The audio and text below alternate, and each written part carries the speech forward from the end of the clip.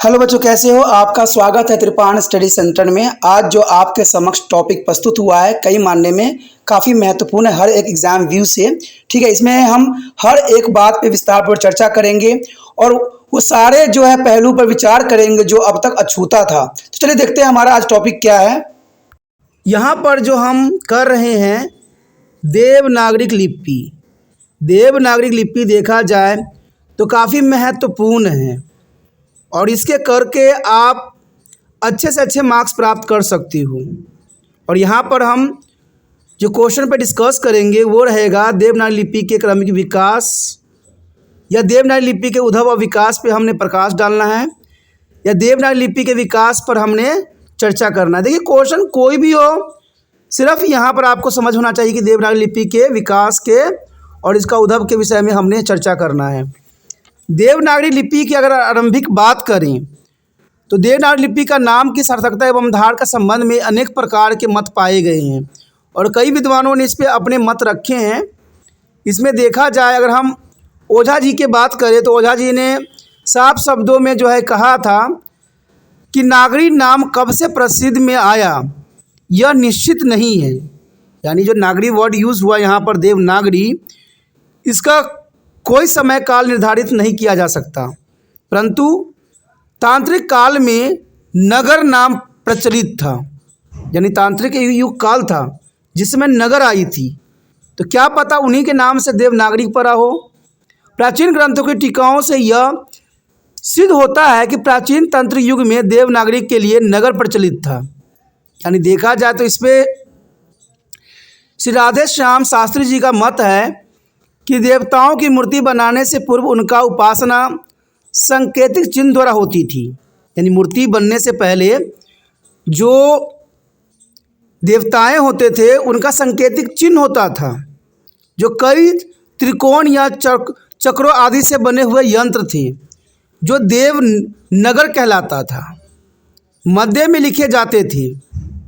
देवनगर के मध्य लिखे जाने वाले अनेक प्रकार के सांकेतिक चिन्ह कालांतर में भी उन नामों के पहले अक्षर माने जाने लगे और देखा जाए तो देवनागरी के मध्य उनका स्थान होने के कारण इसका नाम देवनागरिक हुआ।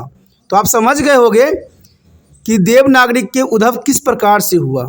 और कुछ विद्वानों ने तो इतना तक भी कह दिया है कि नगरी लिपि का सर्वप्रथम संबंध गुजरात के नगर ब्राह्मणों से था और इस कारण यह लिपि नगरीय कहलाई। और इस मान्यता को ऐतिहासिक आधार नहीं माना गया है, लेकिन इस मत को स्वीकार भी नहीं किया जा सकता, क्योंकि देखा जाए जब तक वास्तविक बातें नहीं होती है तब तक इसको जो है हम सही नहीं मान सकते। कुछ विद्वानों का मत है कि जब से देववाणी संस्कृति इस लिपि में लिखी जाने लगी है तभी से इसका नाम जो है देवनागरिक पड़ा है। और इस मान्यता से देव शब्द की सार्थकता पर तो प्रकाश पड़ता है, किंतु नागरिक शब्द भी सार्थकता स्पष्ट नहीं होती है। यानी देखा जाए तो देव का नगर, तो ये काफ़ी महत्व रखता है। कहते हैं मनुष्य के मन में जितने प्रकार के भाव या विचार उठते हैं उतने प्रकार के जो है देवनागरी की अपनी अपनी परिभाषा दी गई है और इस उत्पत्ति का भी अलग अलग विद्वानों ने अलग अलग विचारधारा रखा है। उन सबकी पुण्य अभिव्यक्ति भाषा के द्वारा संभव नहीं है। हम भाषा के रूप में व्यक्त करना हमारे लिए भी संभव नहीं है। देखा जाए तो जिस प्रकार उच्चारित भाषा के द्वारा भावों को पुण्य व्यक्त नहीं हो सकती है, उसी प्रकार लिपि के द्वारा भी उचित भाषा की पुण्य अभिव्यक्ता नहीं हो सकता। कहते लिखित भाषा उच्चारित भाषा का मूल्य सांकेतिक रूप होता है, क्योंकि देखा जाए तो हम उच्चारित करके कुछ भी बोल सकते हैं, लेकिन जो चीज़ लिखी होती है वो स्थूल होती है और वो सांकेतिक रूप प्रदान कर जाती है।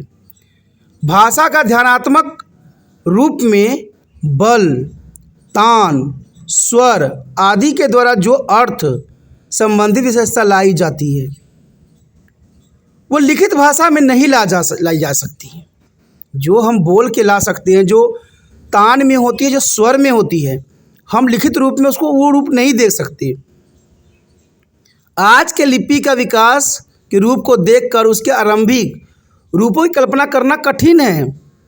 किंतु इतिहास से पता चलता है कि लिपि के भी विकास सोपान रही हैं, यानी लिपि का विकास भी एक महत्वपूर्ण बात रही है। यथा चित्रलिपि, भाव लिपि और ध्वनि लिपि ये काफ़ी महत्वपूर्ण लिपि है।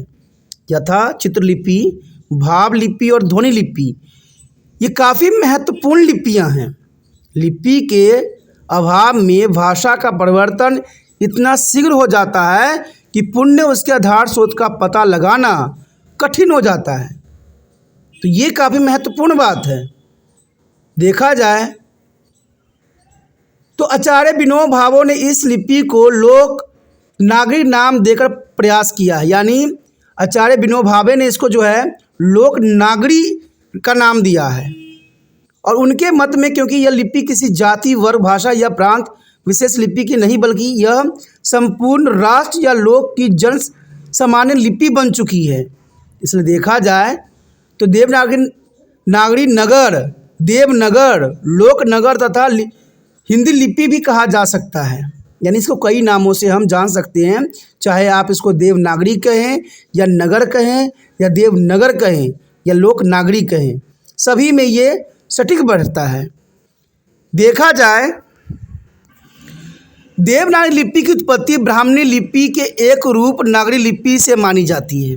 तो आप समझ सकते हो कि देवनागरी लिपि की उत्पत्ति ब्राह्मणी लिपि के एक रूप नगरीय लिपि से मानी जाती है, ये विश्वास है।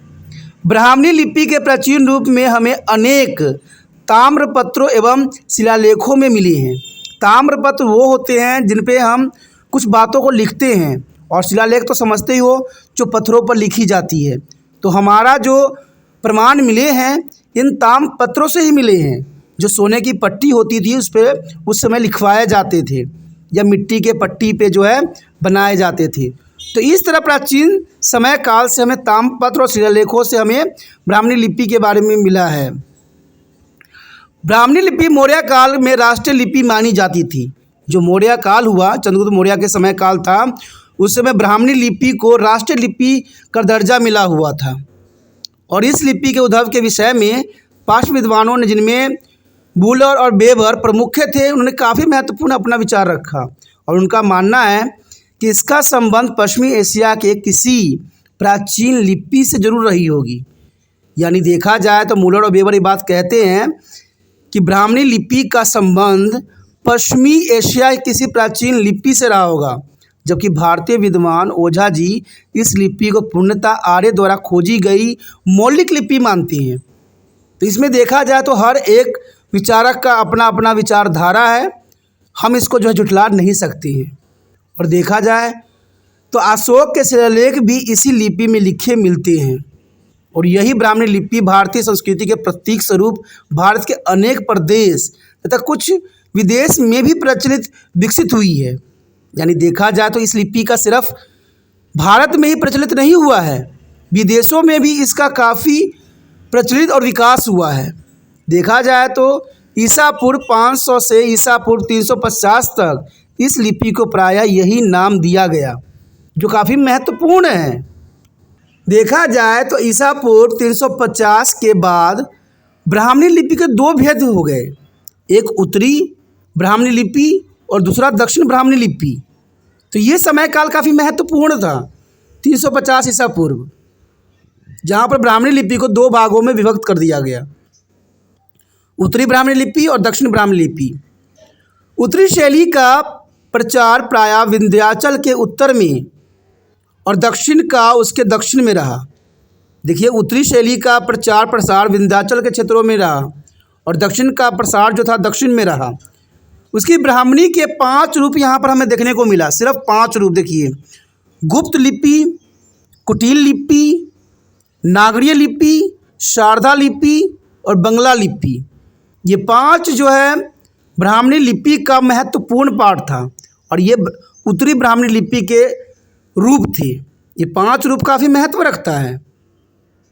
4वीं शताब्दी के उपरांत लिपि का नाम गुप्त लिपि हो गया, और इसका प्रचलन गुप्त काल में देखने को अधिक मिला हमें। अक्षरों की कुटिल आकृति के कारण यह कुटिल लिपि भी कहलाई, क्योंकि अक्षरों को इतनी जो है समझदारी से बनाई गई थी कि बाद में इसको बहुत से थिंकनर्स ने कुटिल लिपि का नाम भी दिया और यही लिपि विकसित होकर 9वीं शताब्दी में शारदा बन गई। तो कहते हैं ये धीरे धीरे विकास का एक चरण था जो लिपि ने विकास किया। कुटिल लिपि से ही नगरीय और कश्मीर की शारदा लिपि का विकास हुआ। यानी कुटिल लिपि के ही दो रूप होते हैं, नगरीय और कश्मीर की शारदा लिपि का विकास हुआ कुटिल लिपि से ही। और शारदा से वर्तमान कश्मीरी और गुरुमुखी लिपि का भी विकास हुआ। आज गुरुमुखी लिपि जो है वो भी काफ़ी प्रचलित है और ये पंजाबी के लिए काफ़ी महत्वपूर्ण है और पंजाबी लिपि के रूप में है। देखा जाए प्राचीन नगरीय लिपि नगर लिपि का प्रचार उत्तर भारत में 9वीं सदी के आसपास मिलती है। 9वीं शताब्दी में प्राचीन नगरीय लिपि का जो है नगर लिपि का प्रचार काफ़ी देखने को मिला 9वीं शताब्दी में। परंतु दक्षिण में 8वीं से लेकर 16वीं सदी तक ये काफ़ी बोलचाल में उपयोग किया जाता था। और साथ में देखें तो दक्षिण भारत में इसको नगरीय न कहकर नदी नागरी कहा जाता था। तो ये सारे इसके विकास के कुछ चरण हैं। देखा जाए प्राचीन नगरीय लिपि का विकास होने पर इसके पश्चिमी रूप से आधुनिक देवनागरी जो थी वो गुजराती, महाजनी, राजधानी और महाराष्ट्रीय लिपि प्रस्तुत हुई। यानी इसी से जो है काफ़ी लिपि हमें प्राप्त हुआ। पूर्व से कैथी, मैथिली, बंगला आदि लिपियों का उद्भव हुआ। किसमें? पूर्व से। पूर्व के क्षेत्रों में मैथिली बोली जाती है, बंगला बोली जाती है और कैथी बोली जाती है और इसी लिपि का ये उद्भव हुआ। और इस प्राचीन नगरी का प्रचार 16वीं सदी तक पाया जाता है। देखा जाए तो राजस्थान, उत्तर प्रदेश, बिहार, मध्य प्रदेश आदि 10वीं सदी में पाए जाने वाले सभी शिलालेखों एवं ताम्रपत्र इसी लिपि में पाए जाते हैं। और हमें जो रिसर्च में भी मिला है, खोज में भी मिला है कि इन क्षेत्रों में शिलालेख एवं ताम्रपत्रों में ही लिपि का जो है संगठन मिला है। तो ये काफ़ी उद्भव के लिए काफ़ी महत्वपूर्ण है। देखा जाए तो देवनागरी लिपि के विकास में आरंभिक रूप ब्राह्मणी के ही है। यानी आरंभिक रूप देखा जाए तो ब्राह्मणी का ही है और उसके बाद के विकास में गुप्त एवं कुटिल लिपियों का काफ़ी योगदान बढ़ गया। और इस प्रकार यह कहा जा सकता है कि ब्राह्मणी लिपि के गुप्त एवं कुटिल लिपि के माध्यम से नागरी देवनागरी के रूप में प्रमाणित हो गई। यानी आगे चल के जो है काफ़ी प्रमाणित हुई। ये काफ़ी महत्वपूर्ण बात है। नागरी लिपि अपने आरंभ से लेकर तब तक परिवर्तित होती आई और इस संबंध में डॉक्टर भोलानाथ तिवारी ने 5 प्रमुख बातों पर प्रकाश डाली और ये 5 बातें काफ़ी महत्वपूर्ण हैं।